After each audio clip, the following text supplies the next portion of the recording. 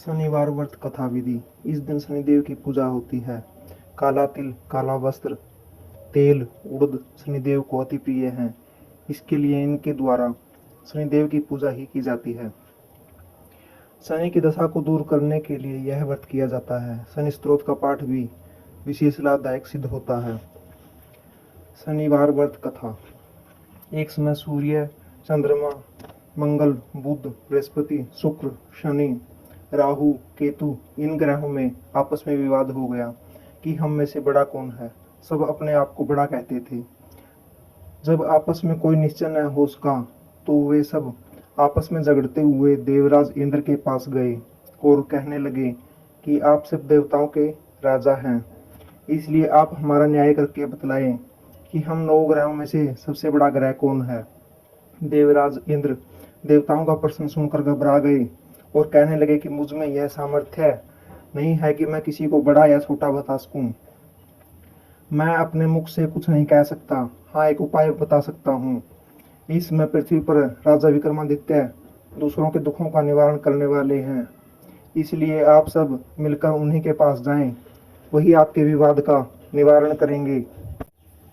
सभी ग्रह देवता देवराज इंद्र से चलकर भूलोक में जाकर राजा विक्रमादित्य की सभा में उपस्थित हुए और अपना प्रश्न राजा के सामने रखा।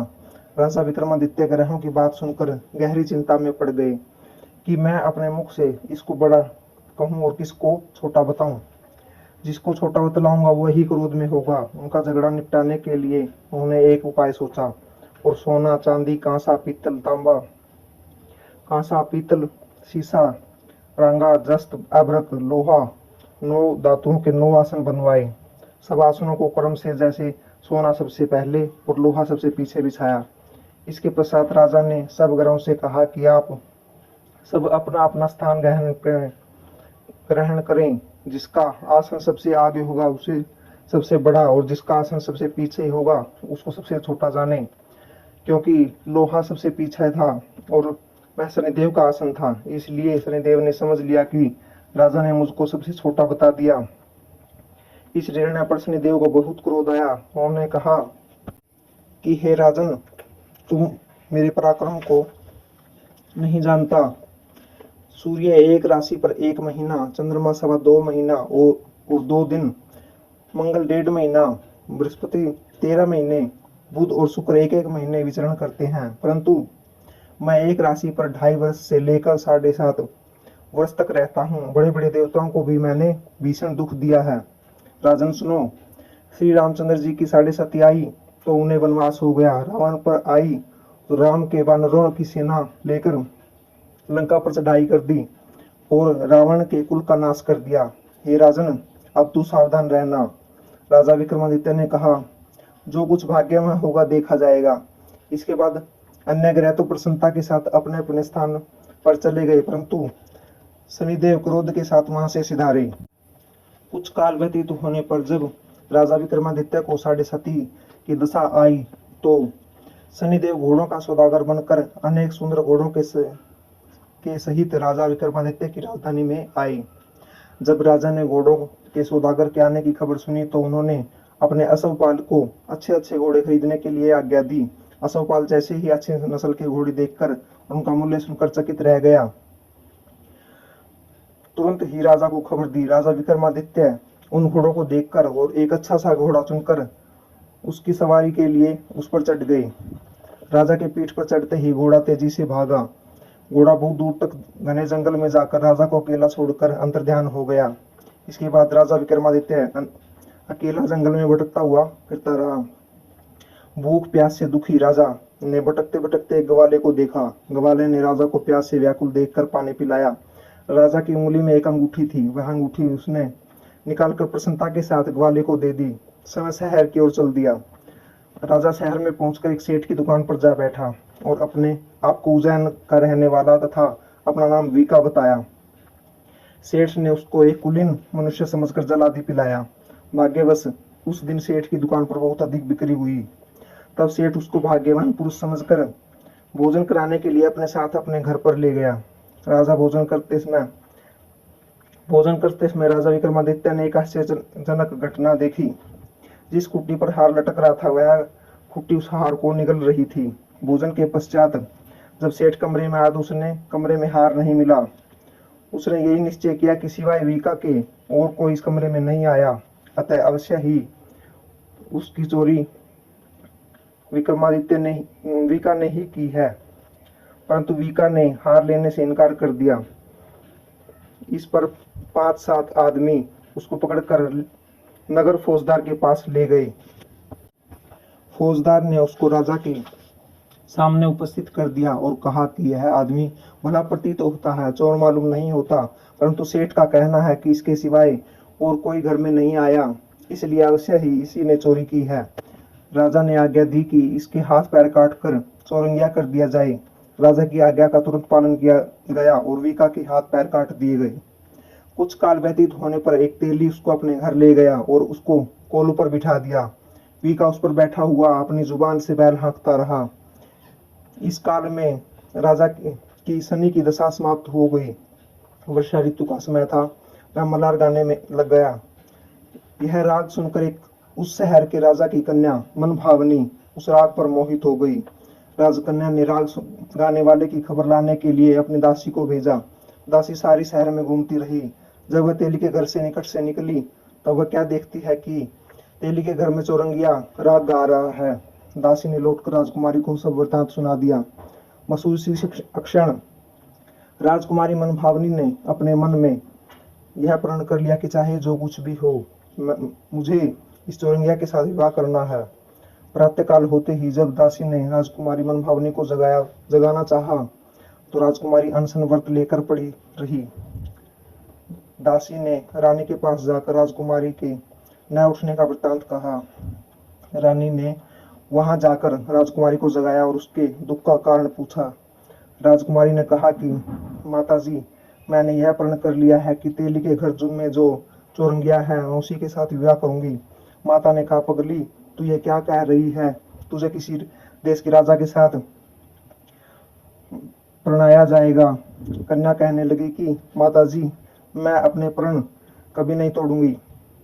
माता ने चिंतित होकर यह बात महाराज को बताई।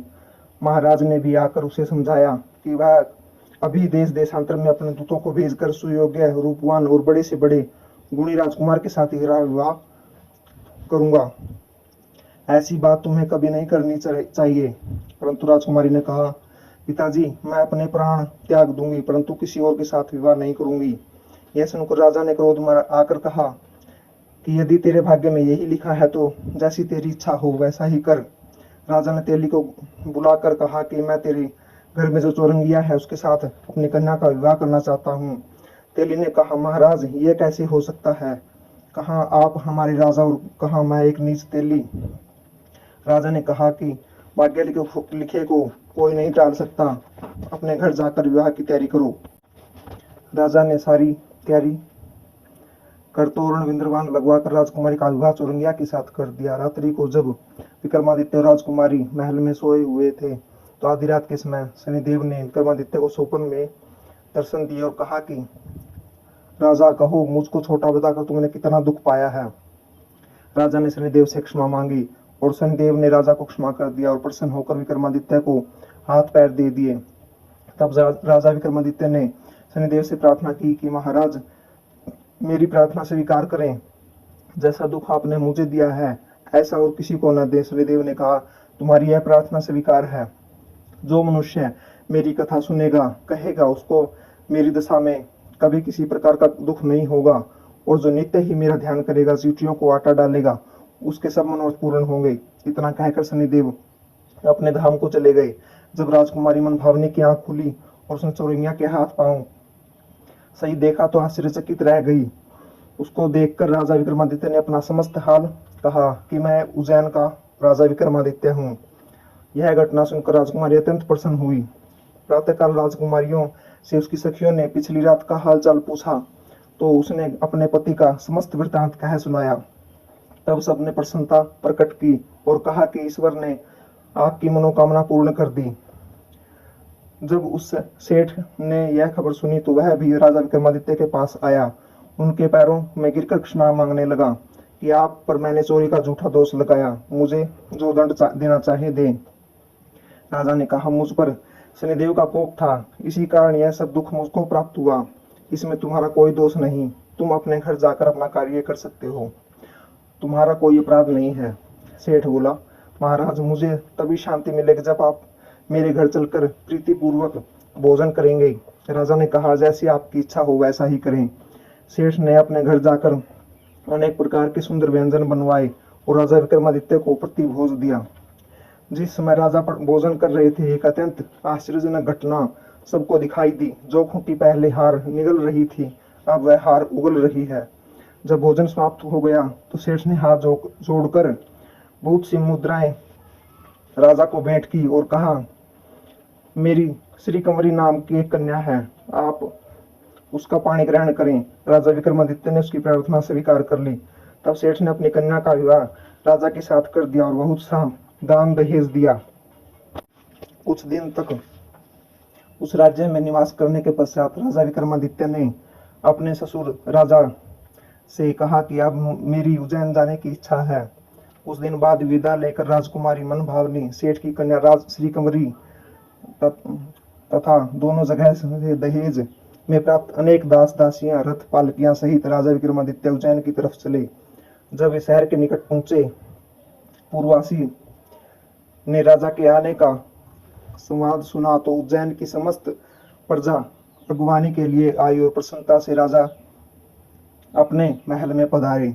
सारे नगर में भारी उत्सव मनाया गया। रात्रि को दीपमाला की गई। दूसरे दिन राजा ने अपने पूरे राज्य में यह घोषणा करवाई कि शनि देवता सब ग्रहों में सर्वोपरि है। मैंने इनको छोटा बतलाया, इसी से मुझे इतना दुख प्राप्त हुआ।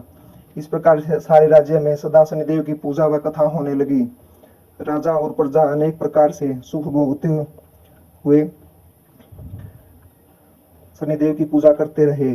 जो कोई शनिदेव की इस कथा को पढ़ता या सुनता है, शनिदेव की कृपा से उसके सब दुख कष्ट दूर हो जाते हैं। व्रत के दिन शनिदेव की कथा अवश्य ही पढ़नी सुननी चाहिए।